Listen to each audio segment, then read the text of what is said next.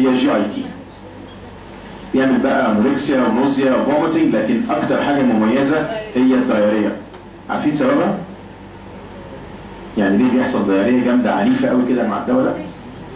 عشان انتي مايكوتيك بيبوظ الميوكوزا بتاعت الجي اي تي. العيوب الثانيه بقى اللي هي مشكله الانتي مايكوزا سيستميك بقى، يعني بدا يحصل بون مارو ديبريشن، يحصل اي شكل من اشكال البون مارو، يحصل هيباتوتوكسيسيتي، يحصل نيفروتوكسيسيتي، يحصل مايوباثي. في ناس بتحط مع العيوب طبعا الالوبيشن انتوا عارفينها، مش كده؟ سقوط الشعر دي تبقى ريفرسبل. سمعت الدواء في المنهج قريب وقع شعر؟ الهيبريد صح، كان من ضمن الحاجات اللي بيعملها ريفرسبل الالوبيشن. في ناس بتزود بقى على العيوب دي ان هو بيعمل CNS توكسيسيتي، بيعمل احيانا سيجرز، ساعات الناس تاخده ويحصل لها تشنجات. وفي ناس بتحط معاهم تيراتوجينيسيتي، اكيد صح؟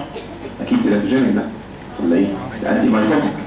فيعني لو حبيت تزود بقى على الخمسه ولا السته اللي موجودين دول، افتكر ان هو بيعمل CNS disturbance او توكسيك افكت على شكل سيجرز، وبيعمل مشكله التيراتوجينيسيتي.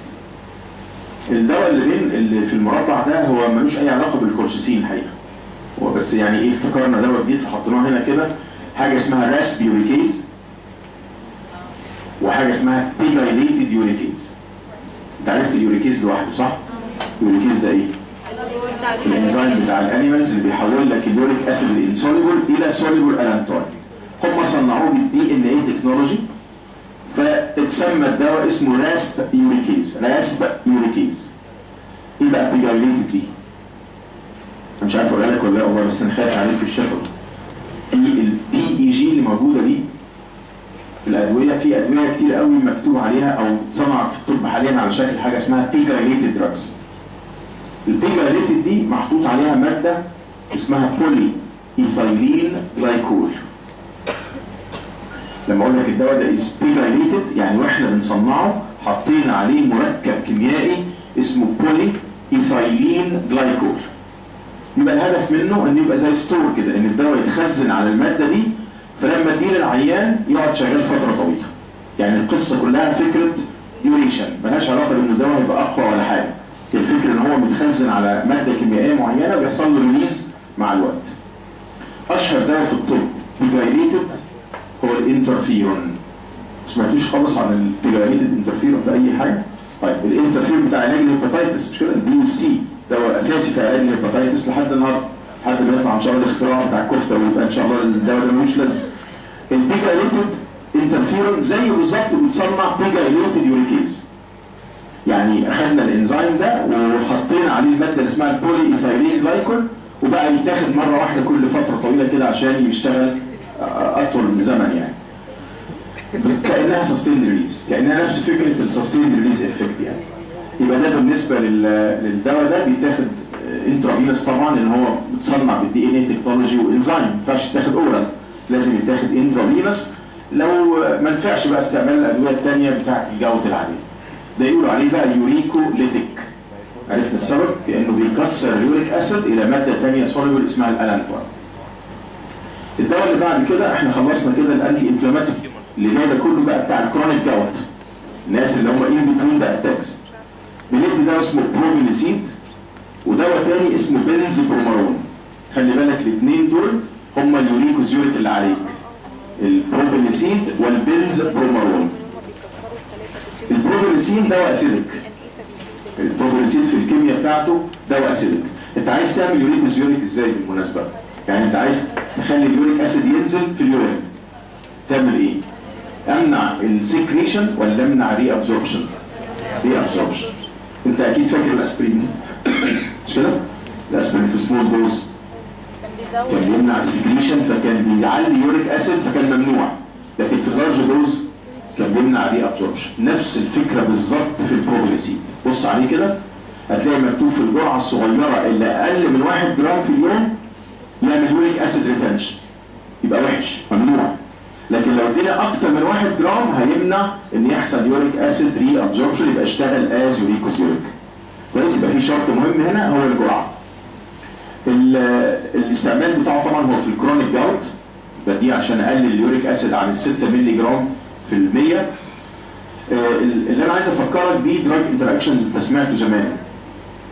فاكر واحنا بنتكلم على الثايزايد واللوب دايوريتكس كنا بنقول لو ادينا معاهم دواء اسمه بروبينيسيد ما يشتغلوش كدايوريتكس. فاكرين؟ هو الدايوريتكس دول كانوا بيشتغلوا ازاي؟ لازم يحصل لهم اكتيف ترانسبورت وينزلوا في اليومن اوف ذا نفرون ويشتغلوا بقى، مش كده؟ الثايزايد بيشتغل هنا واللوب بيشتغل هنا، يبتدوا يعملوا الاكشن بتاعهم. لو ما نزلوش في النفرون ما يشتغلوش. لو اديت بروبينيسيد خناقه بقى. هو اللي هينزل في اليورين هو البروبينيسيد اللي اتشال على الكارير، كلهم ادويه اسيدك. فهو اللي هينزل ويفضل الثايزايد واللوب قاعدين في الدم. ويا فرحتي بقى ان هم قاعدين في الدم، هم قاعدين في الدم بس ما وصلوش للسايت اوف اكشن بتاعهم. يبقى البروبينيسيد انتاجونايزز ذا دايوريتيك اكشن اوف ثايزايد ولوب. طب لو اخدتهم بقى مع بنسلين ان شاء الله جاي قريب في المنهج، او دواء بتاع تي بي اسمه بارا امينو ساليسيليك اسيد، برضه كلهم ادويه اسيدك.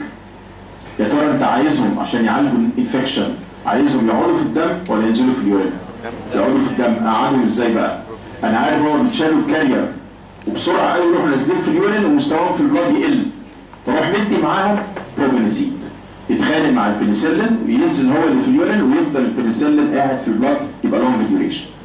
يبقى ده بالنسبه للكلام بتاع الانتراكشنز اللي موجوده فيه، ودي نقطه مهمه قوي في الاسئله على فكره.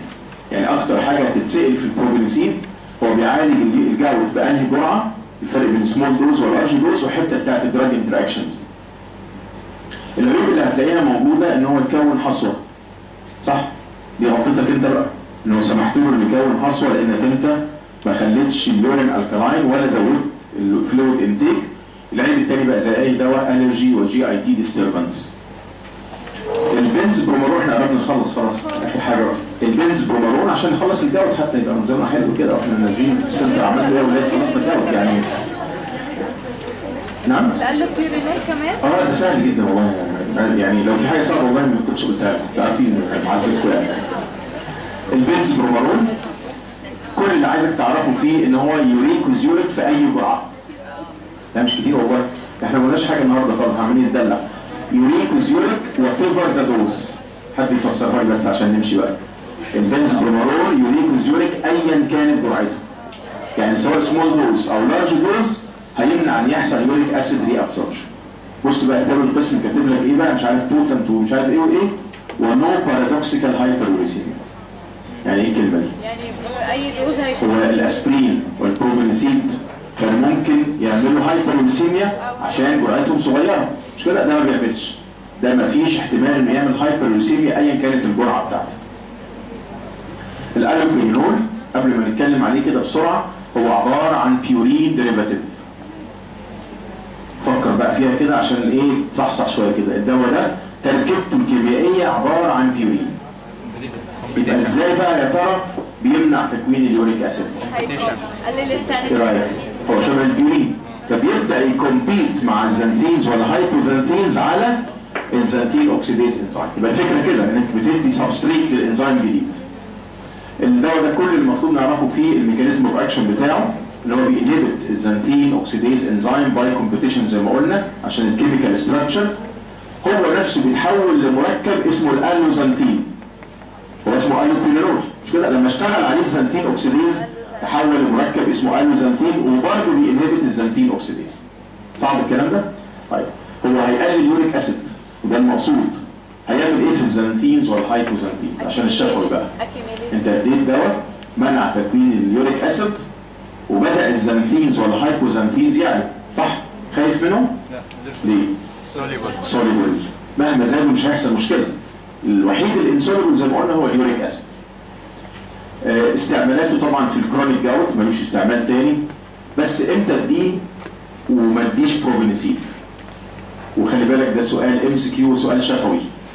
امتى استعمل الالوبيرينول وما اقدرش استعمل بروبينيسيد؟ لو انا باخد لوب دايوريتك اصلا. لا سيبك من الدراج انتراكشن. هو لو انا اصلا بطبيعتي بنزل يوريك اسيد، يعني عندي يوريك اسيد عالي وبنزل يوريك اسيد كتير، وده معناه ان انا معرض ان يجي لي يوريت ستونز ويوريت نفروباثي. ساعتها ادي ايه؟ ادي دواء ينزل يوريك اسيد اكتر ولا ادي دواء يمنع تكوين اليوريك اسيد؟ يمنع تكوين، مش كده؟ خايف من الحصو وخايف من النفروباثي اللي موجود. انا اخدت دواء زي البروبينيسيد وما جابش نتيجه، قعدت اجرب بروبينيسيد كتير ولقيت اليوريك اسيد ما بيقلش، فاضطر اخد باخد دواء يمنع تكوين اليوريك اسيد. افرض بقى انا عندي تيومر. عارفين حاجه اسمها تيومر لايسيس سيندروم؟ سمعتوها قبل كده؟ التيومر ده عباره عن خلايا مش كده؟ لما بتموت سواء لوحدها او بسبب التريتمنت بيطلع منها كميات مهوله من البيورينز وحاجات ثانيه، فبيعلى قوي اليوريك اسيد، فممكن يعمل لي مشاكل جاوت وستون في الكدني. ساعتها يا ترى قد ايه بقى؟ يعني انا عايز امنع تكوين اليوريك اسيد، مش عايز انزله في اليورين بقى، انا عندي كميات مهوله من اليوريك اسيد، فيستحسن ادي ساعتها الوبرينول. يبقى هو بيتاخد لو انا خايف من اليوريت ستونز، عيان اصلا بطبيعته بينزل يوريك اسيد كتير، او في الناس اللي عندهم تيومر سواء في العلاج او في التيومر لايسيس سيندروم، او فشلت في علاج العيان بالبروجنسيد، او العيان مش مستحمل البروجنسيد، اخدته قلب لي معدتي مش هاخده تاني، او جاب لي الرجي جامده مش هقدر اخده تاني. يبقى ده المقصود بكلمه intolerant to progenicid. العيوب بتاعته بقى في عيب مشهور قوي نمره واحد ده او نمره ايه؟ اشهر عيب في البروجنسيد ومش معروف سببه قوي. بدايه اسف الالوبرينول، بدايه علاج العيان بالالوبرينول بيحصل معاه acute attacks of gout. انا بدات العيان ده اديله دواء يقلل اليوريك اسيد، ابص الاقيه دخل في acute gouty arthritis. يعني دور عليها بقى كده، هي لها تفسيرات مش مقنعه قوي، لكن دي حاجه كلينيكالي مؤكده. عشان كده لازم في بدايه علاج العيان بالوبرينول اديله كورشيسين او اديله نون ستيرويدال عشان اقلل الانفلاميشن ده. زي اي دواء بيعمل الرجي وبيعمل جي اي تي ديستربنس، بيعمل سي ان اس ديستربنسز.